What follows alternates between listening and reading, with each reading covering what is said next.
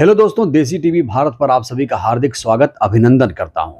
दोस्तों, बसपा की कुल संपत्ति कितनी है? एक रिपोर्ट इस पर सामने आई है। एडीआर ने सर्वे किया है। एडीआर की रिपोर्ट आ चुकी है और एसोसिएशन फॉर डेमोक्रेटिक रिफॉर्म, दोस्तों एडीआर जो है वो चुनाव सुधारों पर काम करने वाली एक संस्था है जिसने भारत की 8 राजनीतिक दलों की संपत्ति और उनकी देनदारी को लेकर एक रिपोर्ट जारी की है।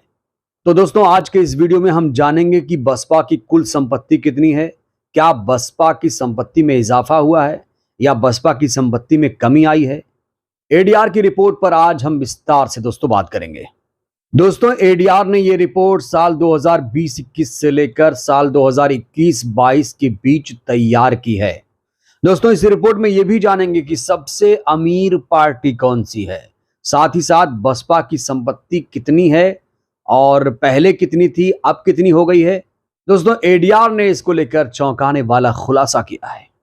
तो दोस्तों, जैसा कि हमने कहा कि एडीआर ने 8 राजनीतिक दलों की संपत्ति पर रिपोर्ट जारी की है, तो बड़ा सवाल यह है कि ये 8 राजनीतिक दल हैं कौन कौन से। तो दोस्तों, चलिए जान लेते हैं कि ये 8 राजनीतिक दल हैं कौन जिन पर रिपोर्ट जारी की गई है। दोस्तों, ये 8 राजनीतिक दल हैं BJP, Congress, TMC, NCP, NPP, National People's Party, Bhakpa, CPI, Makpa, CPIM और उसके बाद है बसपा। तो दोस्तों, अब बड़ा सवाल यह है कि इन 8 राजनीतिक दलों की कुल संपत्ति कितनी है। सबसे पहले तो आप ये जानिए कि इन 8 राजनीतिक दलों की संपत्ति 2020-21 में क्या थी, 2021-22 में कितनी बढ़कर हुई, इसको लेकर एडीआर की रिपोर्ट क्या कहती है। तो दोस्तों, एडीआर की रिपोर्ट के अनुसार वित्त वर्ष साल 2020-21 में इन दलों की कुल संपत्ति थी 7,297.618 करोड़ रुपए थी, जो साल 2021-22 में बढ़कर 88,829.15 करोड़ रुपए हो गई। यानी रिपोर्ट के अनुसार एक वर्ष में ही इन दलों की संपत्ति में 21% का इजाफा हुआ है। ये मैंने 8 दलों की सामूहिक संपत्ति की बात की है। मैंने अभी अलग अलग नहीं बताया है आपको कि बीजेपी की कितनी है, कांग्रेस की कितनी है, टीएमसी की कितनी है, बसपा की कितनी है। ये पूरा सामूहिक रिपोर्ट, सारे दलों को मिलाकर ये रिपोर्ट जारी की गई है और कुल मिलाकर इन दलों की जो संपत्ति है उसमें 21% का इजाफा हुआ है। तो चलिए दोस्तों, अब अलग अलग बात करते हैं कि बीजेपी की, कांग्रेस की, टीएमसी की, बसपा की कुल संपत्ति कितनी है, पहले कितनी थी, अब एक साल में कितनी बढ़ गई।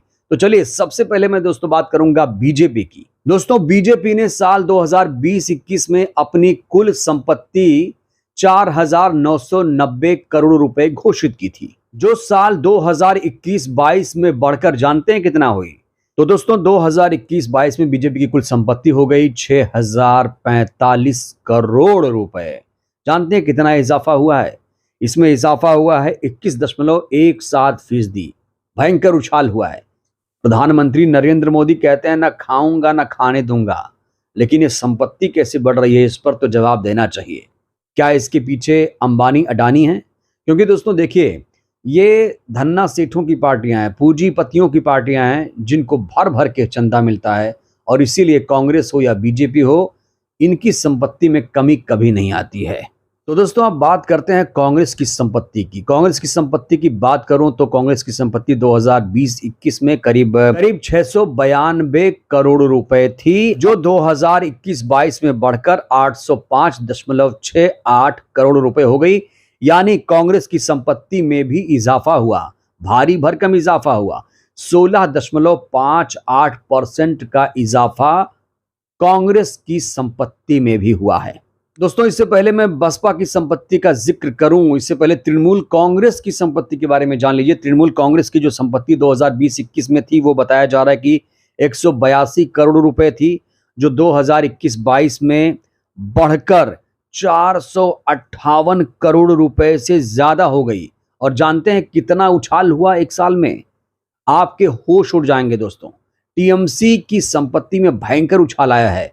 151.70% का उछाल आया है। सबसे ज्यादा जो उछाल है तृणमूल कांग्रेस की संपत्ति में हुआ है, करीब करीब 152% का इजाफा हुआ है दोस्तों। तो चलिए दोस्तों अब बात करते हैं बसपा की संपत्ति 2020-21 में कितनी थी और 2021-22 में कितनी हो गई।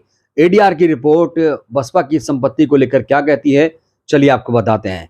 तो दोस्तों बसपा की कुल संपत्ति 2020-21 में थी 732.79 करोड़ रुपए, जो साल 2021-22 में 690.71 करोड़ हो गई। जी हां दोस्तों, बिल्कुल सही सुन रहे हैं आप। आपने क्या देखा, बीजेपी की संपत्ति में उछाल आया, टीएमसी की संपत्ति में उछाल आया, कांग्रेस पार्टी की संपत्ति में भयंकर उछाल आया। लेकिन यहां आप क्या देख रहे हैं, मैंने कहा कि 2020-21 में बसपा की कुल संपत्ति 732 करोड़ थी, उसके बाद ये 21-22 में 690 करोड़ हो जाती है। मतलब जानते हैं क्या हुआ, बसपा की संपत्ति में दोस्तों 6% की कमी आई है। जी हां दोस्तों, बसपा की संपत्ति में 6% की कमी आई है। दोस्तों अगर मैं एडीआर की रिपोर्ट का कंक्लूजन निकालूं तो बसपा ही एकमात्र ऐसी पार्टी है जिसकी संपत्ति में कमी आई है। बाकी सब माला माल हो रही हैं, सबको भर भर के चंदा मिल रहा है, लेकिन बसपा की संपत्ति में दोस्तों 6% की कमी आई है। लेकिन दोस्तों एक चीज अगर आप कंपेयर करेंगे तो 2020-21 में कांग्रेस की जो संपत्ति थी और साल 2020-21 में बसपा की संपत्ति थी, तो बसपा की संपत्ति साल 2020-21 में कांग्रेस से ज्यादा थी, लेकिन साल 2021-22 में बसपा की संपत्ति कांग्रेस की संपत्ति से कम हो गई है। दोस्तों अगर आप आंकड़ों पर गौर करेंगे तो कांग्रेस की साल 2020-21 में संपत्ति थी 691 करोड़ रुपए, वहीं बसपा की संपत्ति 732 करोड़ रुपए से ज्यादा थी। दोस्तों आपको पता है कि कोरोना महामारी के दौरान देश में बड़ी संख्या में लोगों का रोजगार छिन गया था और हजारों लाखों लोगों के वेतन में कटौती हो गई थी। लेकिन दोस्तों इस महामारी के दौरान भी ये पाया गया कि ये जो राजनीतिक दल हैं, ये जो खास तौर से 8 दलों की मैंने बात की है, इनकी संपत्ति पर कोई फर्क नहीं पड़ा है। लेकिन दोस्तों बसपा की संपत्ति पर फर्क पड़ा है। बसपा की संपत्ति में 6% की कमी आई है। दोस्तों एडीआर की रिपोर्ट का कुल मिलाकर मतलब यही है कि बसपा की जो संपत्ति है उसमें कमी आई है। बसपा एकमात्र ऐसी पार्टी है जिसकी संपत्ति घट गई है और कांग्रेस बीजेपी को जवाब देना चाहिए कि उनकी संपत्ति में इजाफा कैसे हुआ।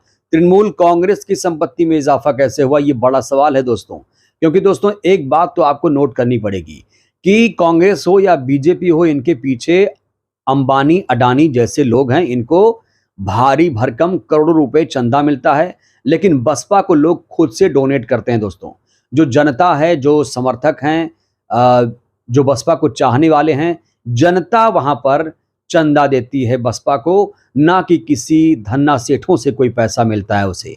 तो यही फर्क है कांग्रेस बीजेपी और बसपा में दोस्तों, यही तो फर्क है। तभी तो कांशीराम साहब कहते थे कि भाई एक नागनाथ है, एक सांपनाथ है। दोस्तों इनको पार्टी चलाने में कभी कोई दिक्कत नहीं आएगी, दिक्कत तो इन छोटे छोटे दलों को आएगी, बसपा जैसी पार्टियों को आएगी। क्योंकि दोस्तों बसपा जो है वो कोई पार्टी नहीं है, ये एक आंदोलन है, ये एक विचारधारा है और इसीलिए इस विचारधारा से देश के करोड़ों लोग जुड़े हुए हैं जो अपनी कमाई का कुछ हिस्सा बसपा को डोनेट करते हैं। तो बहरहाल दोस्तों इस वीडियो में इतना ही। एडीआर की रिपोर्ट पर आपकी क्या राय है, इस रिपोर्ट को लेकर आप क्या सोचते हैं, कमेंट बॉक्स खुला हुआ है, हमें भी आपकी राय का इंतजार रहेगा। वीडियो को लाइक करिए, चैनल को सब्सक्राइब करिए, सहयोग करिए, वीडियो को जन जन तक पहुंचाइए जिससे बहुजन समाज, देश की जनता जागरूक हो। जय भारत, जय संविधान।